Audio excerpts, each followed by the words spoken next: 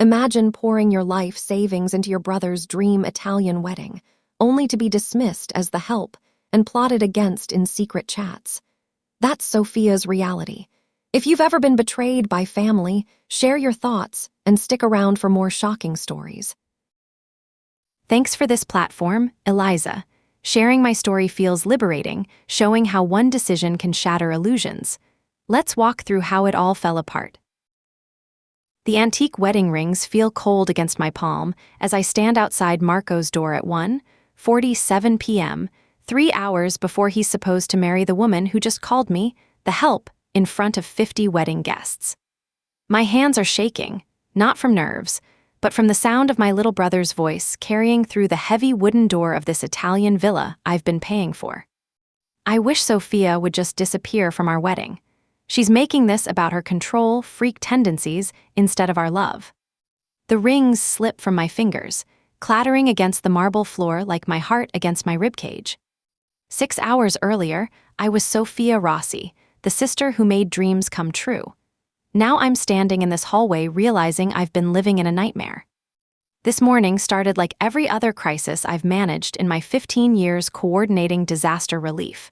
Phones ringing, problems cascading, everyone depending on me to fix what seemed impossible.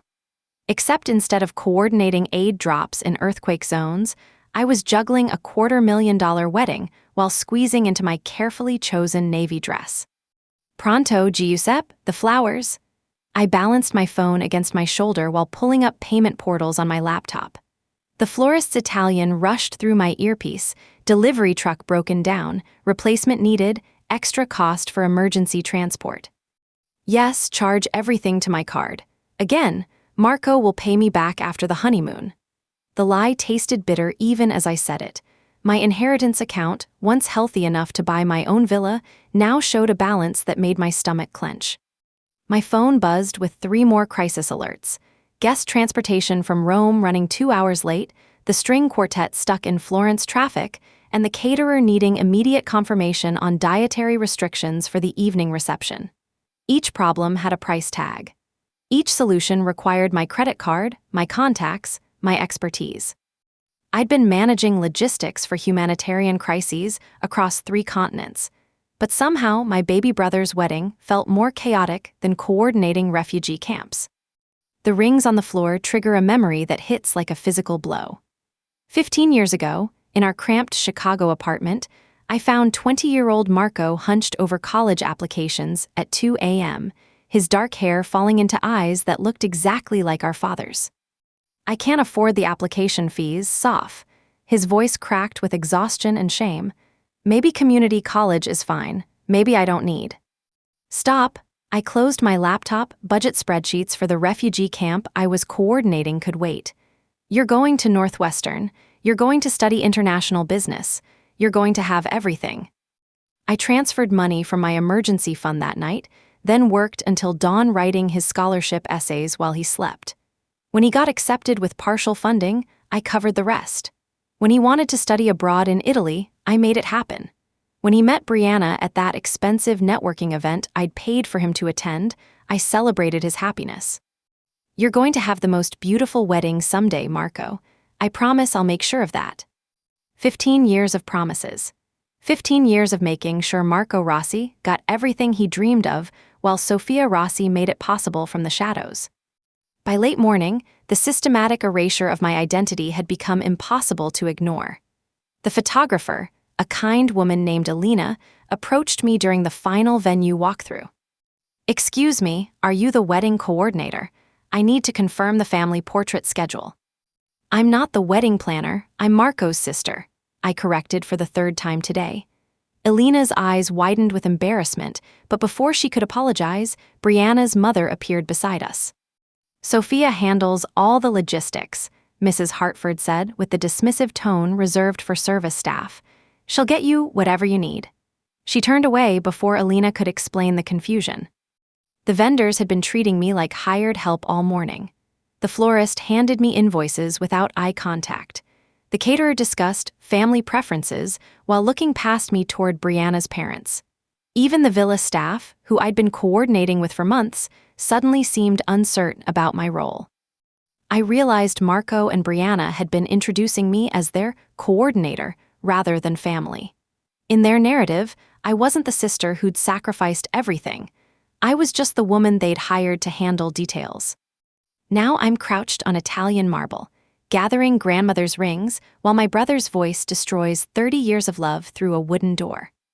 She's been suffocating us for months, Marco continues, his voice carrying that entitled whine I'd somehow never noticed before. Every vendor, every detail, everything has to go through Sofia. It's like she thinks this is her wedding. Brianna's laugh sounds like breaking glass. Honestly, watching her fuss over centerpieces yesterday was pathetic. She has literally no life outside of managing hours. My disaster relief training kicks in assess, analyze, respond. But this isn't a natural disaster. This is the careful demolition of everything I thought I knew about my family. The worst part is how she keeps talking about our special day and family traditions. Marco's voice gets crueler. Like, this isn't about the Rossi family legacy.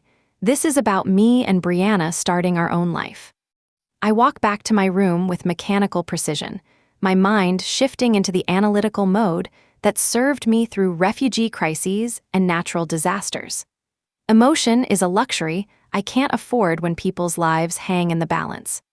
Except this time, it's my life hanging in the balance. I open my laptop and begin reviewing vendor contracts with the systematic approach I'd use for emergency response logistics. Every catering agreement, every transportation booking, every vendor contact flows through my personal email accounts. Every payment authorization requires my digital signature.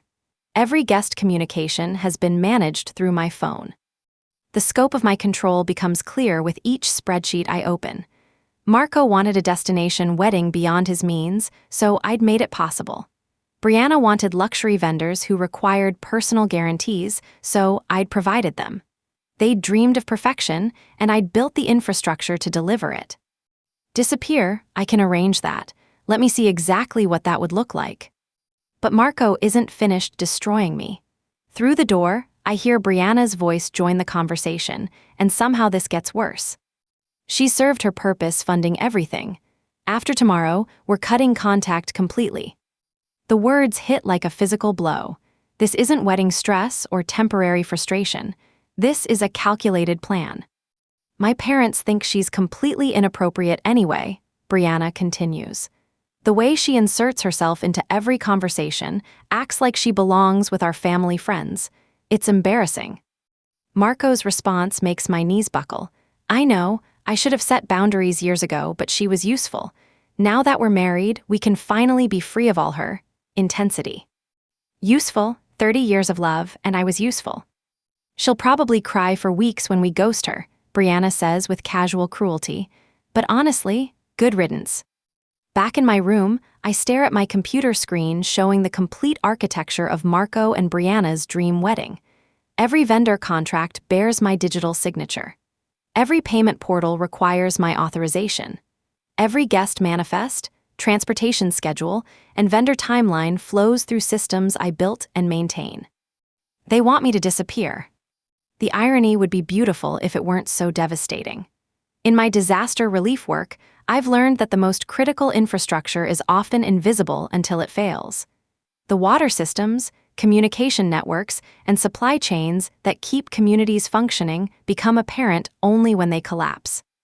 Marco and Brianna see my work as controlling interference. They have no idea they're looking at the entire nervous system of their wedding day. Every single piece of this wedding exists because of me.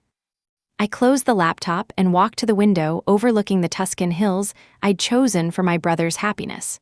Tomorrow, I'll show them exactly what it looks like when Sofia Rossi disappears. The rehearsal dinner should have been a celebration.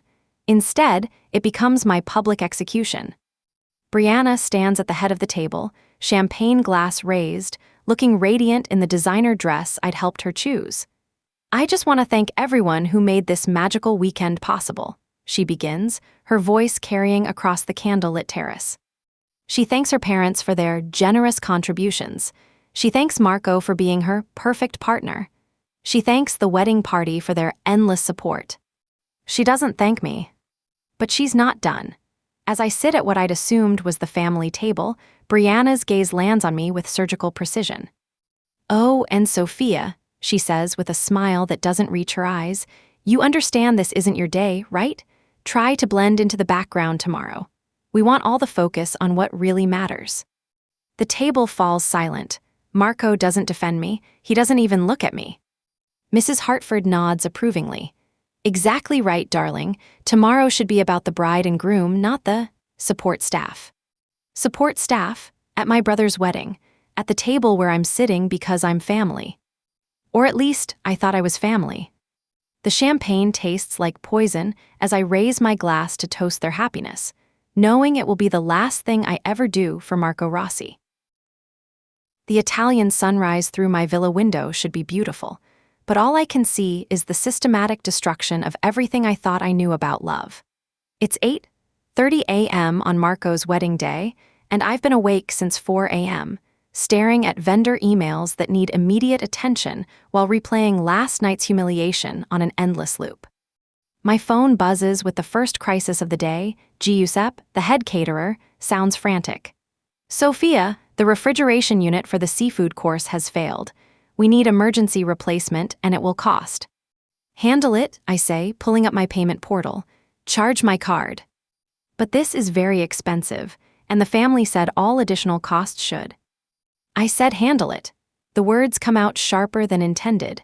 I'm bleeding money for people who see me as hired help, but what choice do I have? Let Marco's wedding collapse because of my hurt feelings. By the time I make it downstairs, the villa is buzzing with wedding day energy. Brianna stands in the center of the main room, looking radiant in her silk robe, surrounded by her bridesmaids and mother. I approach carefully, hoping yesterday's cruelty was just pre-wedding stress.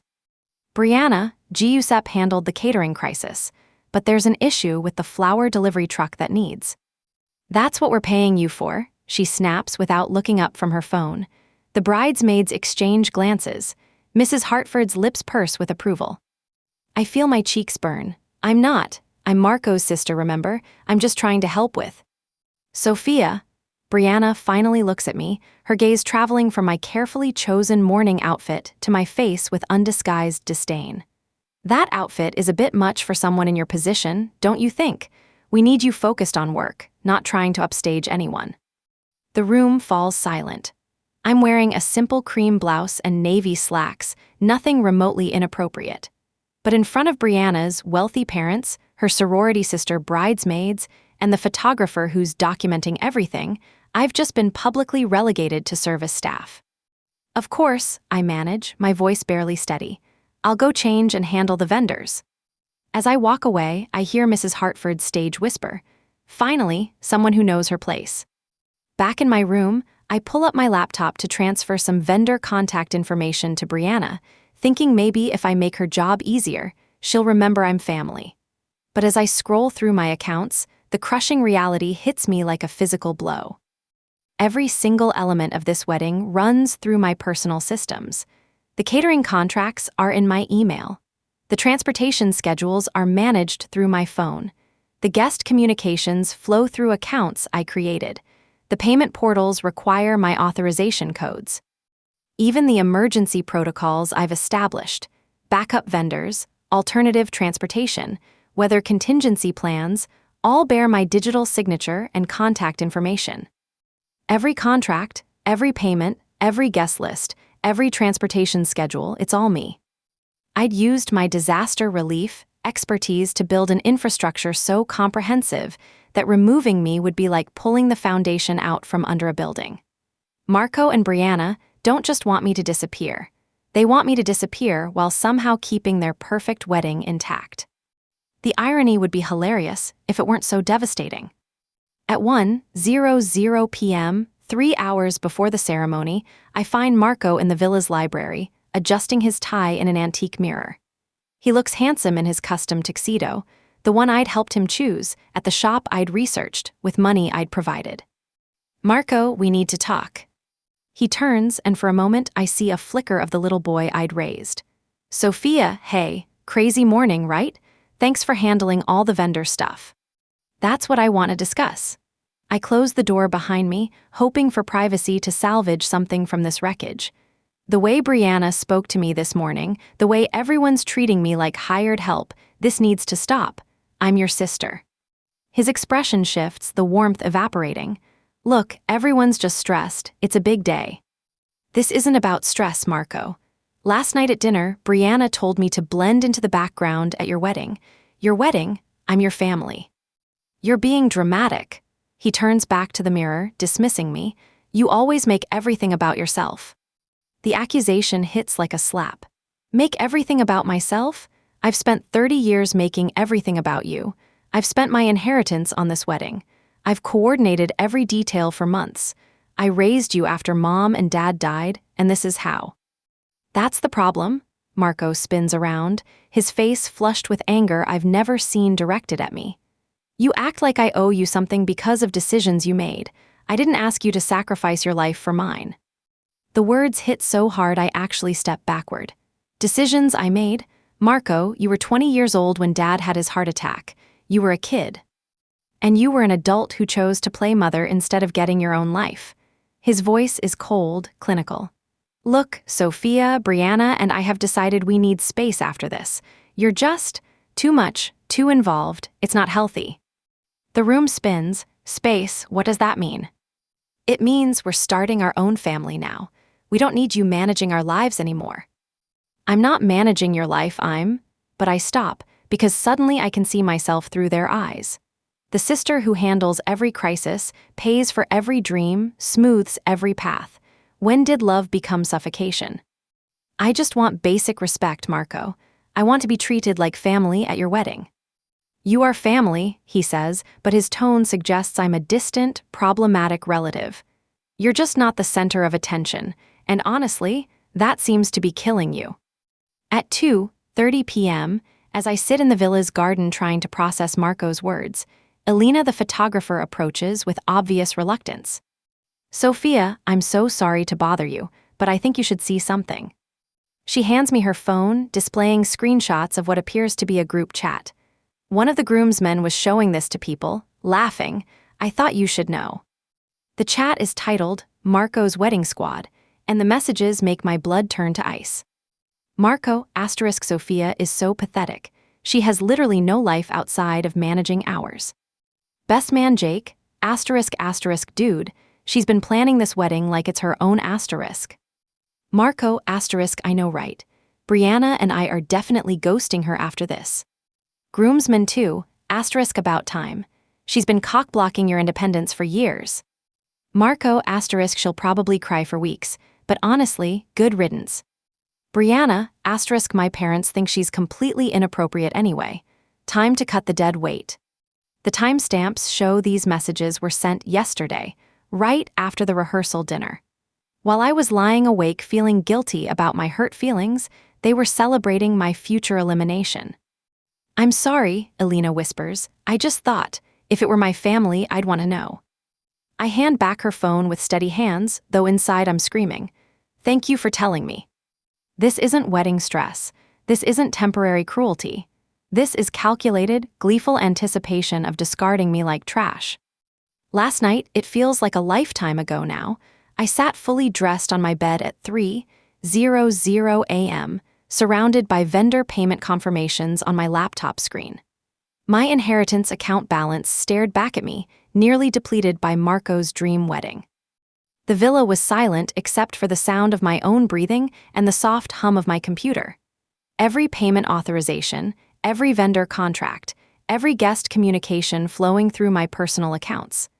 I'd built this wedding like I'd built refugee camps, comprehensive, redundant, completely dependent on centralized coordination. 30 years, I gave him 30 years of my life and he wishes I would just disappear. I'd stared at that bank balance until the numbers blurred. Money I'd saved for my own future, my own dreams, my own life, all of it poured into making Marco's dreams come true. And for what? So he could mock me in group chats and plan my elimination. At 3:47 a.m., a soft knock had interrupted my spiral. Marco appeared in my doorway in pajamas and a robe, looking genuinely remorseful and vulnerable for the first time in months. Sofia, I saw your light on. Are you okay? For a moment, he looked like the little boy who used to crawl into my bed during thunderstorms. I'm sorry about everything getting so crazy, he'd said, sitting on the edge of my bed. Wedding planning is just intense. Hope had bloomed in my chest like a flower reaching for sunlight. Marco, I just want us to be okay. I want to be your sister, not your wedding coordinator. I know, he'd rubbed his face tiredly. After tomorrow, things will go back to normal, I promise. Normal how? Just better, less stressful. He'd looked at me with those dark eyes that matched our father's. I just need to know you're not going to be emotional tomorrow. You understand how important this is, right? For Brianna and me. Even then, even in his apology, he was asking me to manage my feelings for his convenience. But I'd been so desperate for connection, I'd agreed. Of course, I just want you to be happy. Good, that's all I need. He'd kissed my forehead like he used to when he was little. Get some sleep, Sof.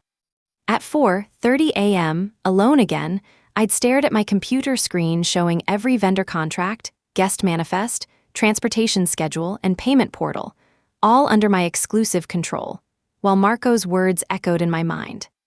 You understand how important this is, right? The beautiful irony crystallized in that moment. Marco wanted me to disappear, but he also wanted his perfect wedding to continue seamlessly.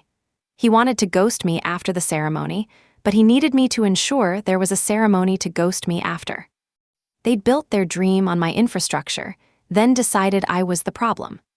You want me to disappear, Marco? I can make that happen, literally. For the first time in 30 years, I stopped trying to save Marco from the consequences of his choices. This morning at 7:30 a.m., I'd encountered Giuseppe, the head caterer, on a frantic phone call outside the villa's kitchen. His rapid Italian had been punctuated with confused English phrases, and I'd caught enough to make my blood boil. No, I understand the payment structure, but the family dynamics are very strange, he was saying. They tell me to bill everything to Sofia Rossi, but they're treating her like she's just the wedding planner they hired. I'm confused about the payment structure. He'd spotted me and ended the call quickly, but the damage was done. Marco and Brianna had been systematically erasing my identity as family to every vendor, every staff member, every person involved in this wedding. In their version of events, I wasn't the sister who'd sacrificed everything. I was just the wedding planner they'd hired to handle details. Giuseppe, is there a problem with the billing? No problem, Signora Sofia, just, the family said you handle all payments, but he'd trailed off diplomatically. But they don't treat me like family. His uncomfortable silence had been answer enough. Now, at 8:45 a.m. on Marco's wedding day, I methodically catalog my complete control over the wedding infrastructure with the systematic approach I'd use for emergency response logistics. Catering, all contracts in my name, all payments through my accounts, all dietary restrictions and timeline communications flow through my phone. Transportation, guest shuttles from Rome, airport pickups, vendor deliveries, every schedule managed through my personal coordination system. Vendors, florists, musicians, photographers, officiants, every contract requires my authorization, every payment needs my approval. Accommodations, guest room assignments, special requests, concierge services, all managed through accounts I created and maintain. If they want me to disappear, I'll give them exactly what they asked for, every single thing. I'm not just the wedding coordinator, I am the wedding's entire nervous system, and they want to perform surgery without anesthesia. At 9:30 a.m., as I begin reviewing the preliminary steps for transferring vendor communications to Brianna's email, Marco appears in my doorway with Brianna's father, the powerful attorney who's been treating me like hired help all weekend. Ms. Rossi, Mr. Hartford says with the cold authority of someone accustomed to intimidating people into compliance, I understand there may be some confusion about your role today. Let me be clear. My daughter's wedding will proceed exactly as planned with your full cooperation. My heart pounds, but I keep my voice steady. Of course, I want the wedding to be perfect. Good, because I trust you understand the legal implications of breach of contract. Any attempt to abandon your contractual obligations would result in immediate legal action for damages, lost deposits, and emotional distress. Marco stands behind him, saying nothing, letting this man threaten his sister with lawsuits on his wedding day. I'm not sure what contracts you're referring to, I say carefully. Don't play games with me, young lady. You've accepted payment for coordination services, you've signed vendor agreements, you've made commitments. My daughter's wedding will proceed as planned with your full cooperation. The threat hangs in the air like smoke. I nod slowly, appearing to retreat, but inside I'm analyzing every word. I understand. The wedding will proceed exactly as planned. Mr. Hartford smiles with cold satisfaction. Excellent, I'm glad we understand each other. As they leave, I realize they've just made a crucial error. They've threatened me with contracts that don't exist, assuming I'm too intimidated to call their bluff. But I'm not intimidated. I'm a disaster relief coordinator who's negotiated with warlords and government officials in crisis zones. And Mr. Hartford just showed me exactly how to destroy them legally. The vendor payment confirmations glow on my laptop screen like accusations. 3:00 a.m., and I'm still fully dressed, sitting on my bed surrounded by the financial carnage of Marco's dream wedding. My inheritance account balance stares back at me, 47,832 euros remaining from what was once 312,000 euros. 30 years of savings, gone. The villa is silent except for the soft hum of my computer and the sound of my own ragged breathing. Every payment authorization, every vendor contract, every guest communication flows through my personal accounts. I built this wedding like I built refugee camps, comprehensive, redundant, completely dependent on centralized coordination. 30 years, I gave him 30 years of my life and he wishes I would just disappear. I scroll through the vendor emails that never stop coming. Giuseppe needs payment for tomorrow's emergency seafood replacement. The florist requires authorization for the backup delivery truck. The string quartet demands confirmation for their extended performance time. Each crisis has my name on it. Each solution requires my money, my contacts, my expertise. They see me as controlling, suffocating, too much. But without me, there is no wedding. The irony sits in my chest like a stone. Marco wants me gone, but he also wants his perfect day. He wants to ghost me after the ceremony, but he needs me to ensure there's a ceremony to ghost me after. I stare at the bank balance until the numbers blur, wondering when love became a transaction I could never afford. At 3:47 a.m., a soft knock interrupts my spiral. Marco appears in my doorway in rumpled pajamas and a robe, his dark hair messy from sleep. For a moment, he looks like the little boy who used to crawl into my bed during thunderstorms. Sofia, I saw your light on. His voice is gentle, concerned. Are you okay? Hope blooms in my chest like a flower reaching for sunlight. Maybe the cruelty was just wedding stress. Maybe my little brother is still in there somewhere. I'm sorry about everything getting so crazy, he says, settling on the edge of my bed like he used to when he needed comfort. Wedding planning is just intense. I know people have been treating you badly. Marco, I just want us to be okay. My voice cracks with exhaustion and relief. I want to be your sister, not your wedding coordinator. I know. He rubs his face tiredly, and I catch a glimpse of our father in his expression. After tomorrow, things will go back to normal, I promise. Normal how? I lean forward, desperate for connection. Just better, less stressful. We can actually spend time together instead of just talking about vendor schedules and payment deadlines. For 30 seconds, I believe him. For 30 precious seconds, I think I've found my brother again. I just need to know you're not going to be emotional tomorrow. You understand how important this is, right? For Brianna and me. The words hit like ice water. Even in his apology, he's asking me to manage my feelings for his convenience. Even when he's being kind, I'm still the problem to be solved. Of course, I whisper, because I'm too desperate to call him out. I just want you to be happy. Good, that's all I need. He kisses my forehead like he used to when he was little, and I close my eyes, pretending we're still the family we used to be. Get some sleep, Soph. The door closes behind him with a soft click, leaving me alone with the devastating realization that even his kindness comes with conditions. 4:30 a.m. Alone again, I stare at my computer screen showing every vendor contract, guest manifest, transportation schedule, and payment portal, all under my exclusive control, while Marco's words echo in my mind. You understand how important this is, right? The beautiful irony crystallizes like ice forming on glass. Marco wants me to disappear, but he also wants his perfect wedding to continue seamlessly.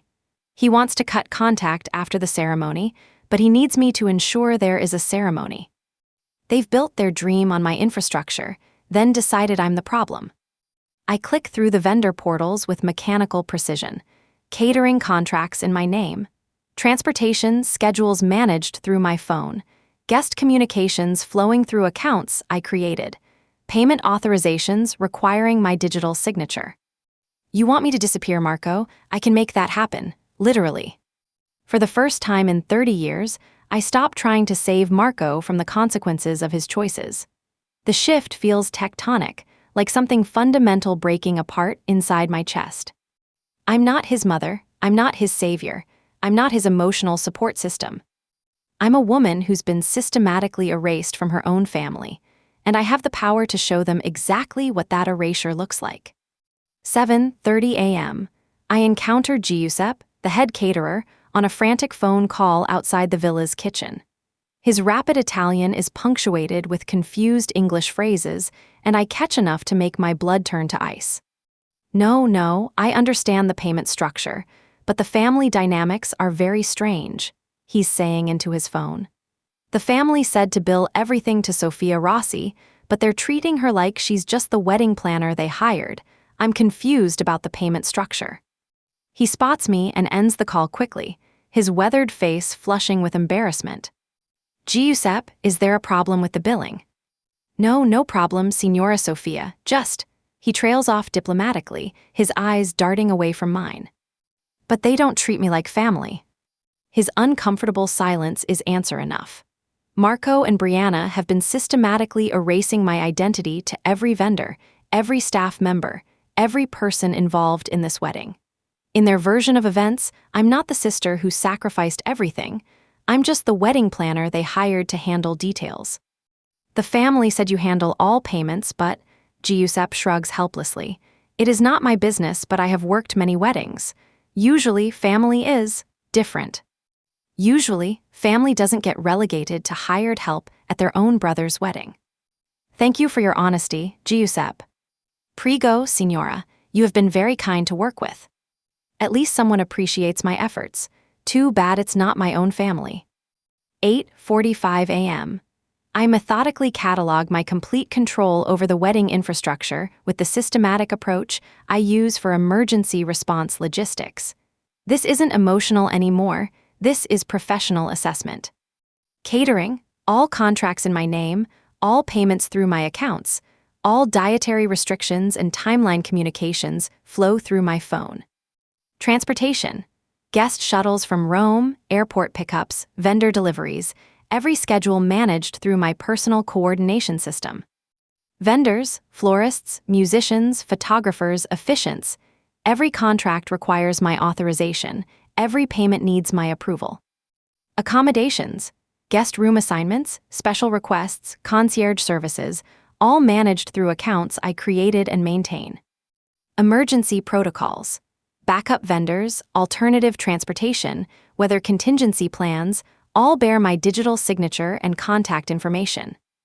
If they want me to disappear, I'll give them exactly what they asked for, every single thing. I'm not just the wedding coordinator, I am the wedding's entire nervous system.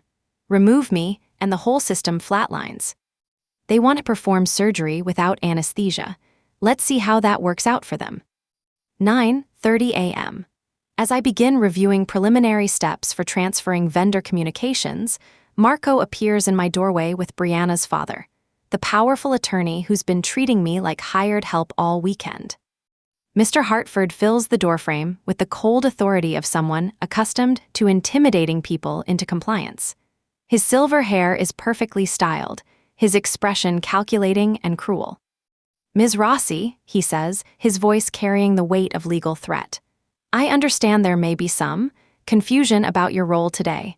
Let me be clear. My daughter's wedding will proceed exactly as planned with your full cooperation. My heart pounds against my ribs, but I keep my voice steady. Of course, I want the wedding to be perfect. Good. His smile is razor sharp. Because I trust you understand the legal implications of breach of contract. Any attempt to abandon your contractual obligations would result in immediate legal action for damages, lost deposits, and emotional distress. Marco stands behind him like a shadow, saying nothing, letting this man threaten his sister with lawsuits on his wedding day. My little brother, who I raised, who I sacrificed everything for, watching silently as I'm legally intimidated into compliance.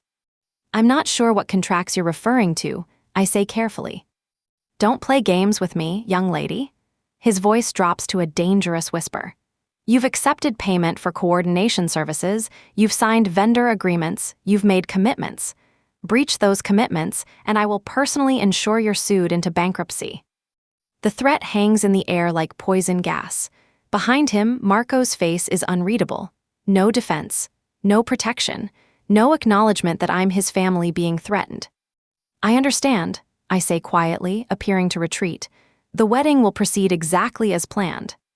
Mr. Hartford's smile widens with cold satisfaction. Excellent, I'm glad we understand each other. My daughter deserves perfection, and you're going to deliver it. They leave me sitting there, apparently defeated, legally trapped, with no way to execute justice. But as their footsteps fade down the hallway, I realize they've just made a crucial error. They've threatened me with contracts that don't exist, assuming I'm too intimidated to call their bluff. They don't know I'm a disaster relief coordinator who's negotiated with warlords and government officials in crisis zones. And Mr. Hartford just showed me exactly how to destroy them legally. The wedding will proceed exactly as planned, my plan. The Italian morning sun streams through my window as I sit at my laptop, reviewing the documentation from yesterday's confrontation with surgical precision. My disaster relief expertise kicks in automatically. When facing a crisis, you assess available resources, identify leverage points, and execute with systematic efficiency. Mr. Hartford's threats echo in my mind. You've accepted payment for coordination services, you've signed vendor agreements, you've made commitments. I pull up every vendor contract, every payment record, every communication thread.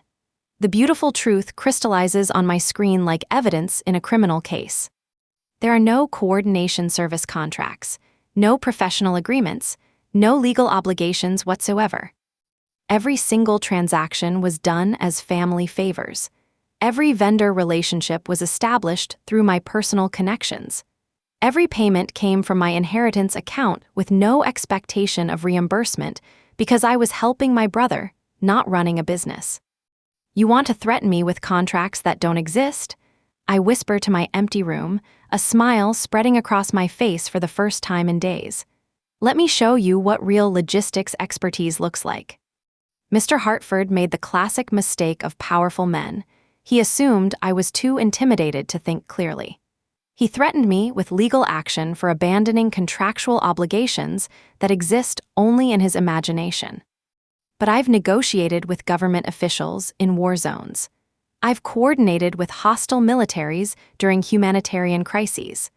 A small-town lawyer's intimidation tactics are laughably amateur compared to what I handle professionally.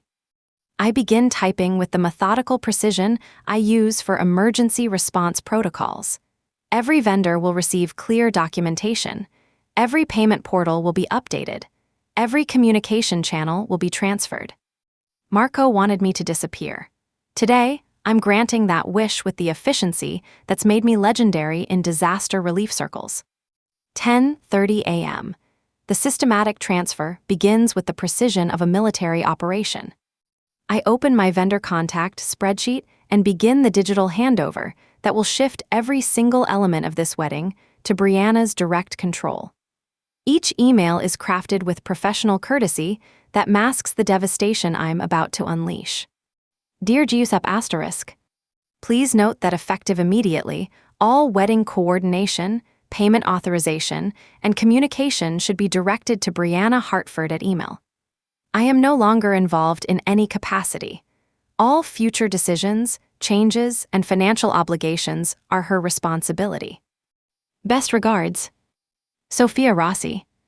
The catering company, the florists, the transportation coordinators, the musicians, the photographer, the officiant. One by one, I send identical messages, watching my phone explode with confused responses. Each vendor receives Brianna's contact information as the new primary. Each payment portal is updated to require her authorization. Each emergency contact list is modified to remove my information entirely. The beauty of the system I built is that it can be transferred completely, if you're willing to accept total responsibility for managing it. Dear Marco and Brianna **. As requested, I am stepping back from all wedding coordination effective immediately. Every vendor now has Brianna's contact information as primary. All payment authorizations, schedule changes, and decisions are now entirely your responsibility. Wish granted. I'll be attending as a guest only. Sofia **. I hit send at exactly 10:45 a.m., then sit back and wait for the chaos to begin. My phone immediately starts buzzing with vendor calls, but I don't answer. They have their new contact information. This is no longer my problem. 4:00 p.m., ceremony start time. I sit calmly in the back row of the villa's garden ceremony space, having changed into a simple black dress that signals my new role as ordinary guest. The Tuscan hills provide a stunning backdrop for what should be Marco's perfect moment. The wedding party processes down the rose petal aisle exactly on schedule. Brianna looks radiant in her custom gown, Marco handsome in his tailored tuxedo. The string quartet plays beautifully, the flowers are arranged perfectly, the guests are seated in elegant formation. Everything appears flawless because the vendors are still operating on yesterday's confirmations and established schedules. The infrastructure I built is running on momentum, like a machine that hasn't yet realized its power source has been disconnected. You look so confident up there, Marco, I murmur, watching my brother beam with happiness as his bride approaches the altar. Enjoy this moment. The officiant begins the ceremony with traditional words about love, commitment, and family. I notice Brianna's phone tucked discreetly in her bouquet, a detail that will become crucial in approximately 30 minutes. Around me, wedding guests whisper about the beautiful setting, the perfect weather, the romantic atmosphere. They have no idea they're about to witness the most spectacular wedding disaster in Italian villa history. I cross my legs and settle in to watch justice unfold with the patience I've learned from coordinating long-term humanitarian operations. 4:30 p.m. Mid-ceremony, just as Marco begins his heartfelt vows. I, Marco, take you Brianna. His voice carries across the garden, full of emotion and promise. Brianna's phone starts buzzing against her bouquet, once, twice. To be my wife, my partner, my. Marco continues, but his rhythm falters as the buzzing intensifies. Text after text, call after call. Every vendor I transferred to her contact information is now desperately trying to reach the bride for immediate authorization and payment confirmation. What the hell is happening? Marco's voice cracks as Brianna's bouquet vibrates like an angry wasp nest. The guests begin murmuring, heads turning toward the altar where the bride's flowers appear to be having a technological seizure.